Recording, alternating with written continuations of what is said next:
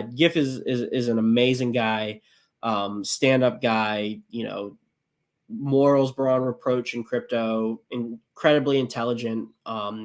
You know, I know his chats with Crypto Kool-Aid are very intense and very high level, and he has the skill of being a developer. He's very bright, very game mechanic centric, and he's a Hedron OG. So he was around in the early Hedron and ICOSA days in the voice chats, you know, helping people understand it. And he gave hours and hours and hours of his time teaching people about the mechanics of Hedron and ICOSA. And if you know about Hedron and ICOSA, I assume you guys probably know something about it, the mechanics, if you're watching me.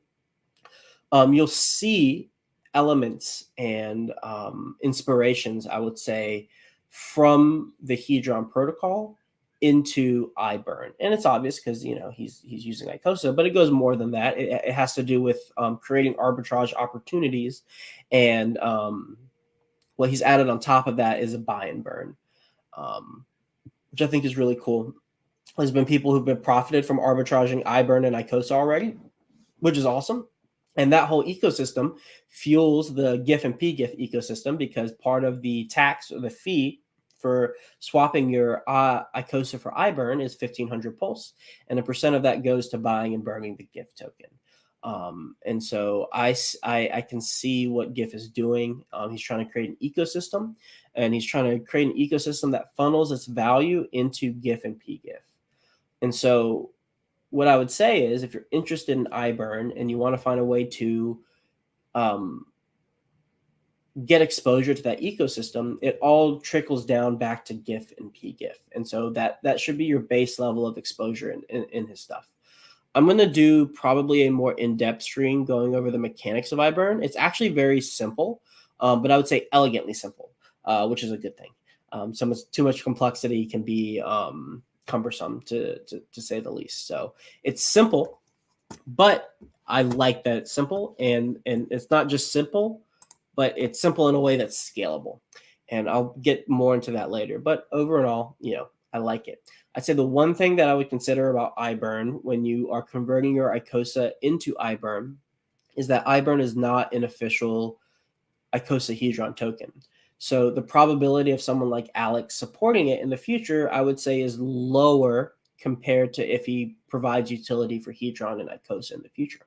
So just keep in mind that when you're burning your ICOSA, you are moving out technically from the ICOSA Hedron ecosystem, and you're moving into the GIF PGIF ecosystem. That's not a good thing or a bad thing. That's just kind of the reality of what's going on under the hood when you're participating in this stuff. Now, iBurn is leveraged on ICOSA due to the fact that it's a derivative token on ICOSA. It's like proof of burnt ICOSA, essentially. And so, you know, you are speculating that, well, I'd say you're speculating that iBurn outperforms ICOSA, but really it would be hard for it to outperform ICOSA too much, because it would just be arbitraged down.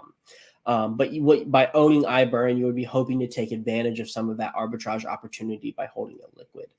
And so, yeah, that's a whole area to explore, basically. Like, what kind of leverage is this on ICOSA, and like, how does it fit into the ecosystem, and like, what does it mean to be holding iBurn? Like, what value are you receiving? What value do you give by minting iBurn? What value do you get from the value that you have given to the ecosystem? And what does it mean to be holding iBurn even if you didn't mint it from the contract, and if you just bought it off the market? Like, you know, you're providing value to the ecosystem by putting your money into it, by buying it off the market. And so what are you getting from return? Well, your risk is the capital you put in, and hopefully you are receiving an upside to that risk. So what exactly is that upside in iBurn? These are all questions that I will probably be exploring on stream pretty soon.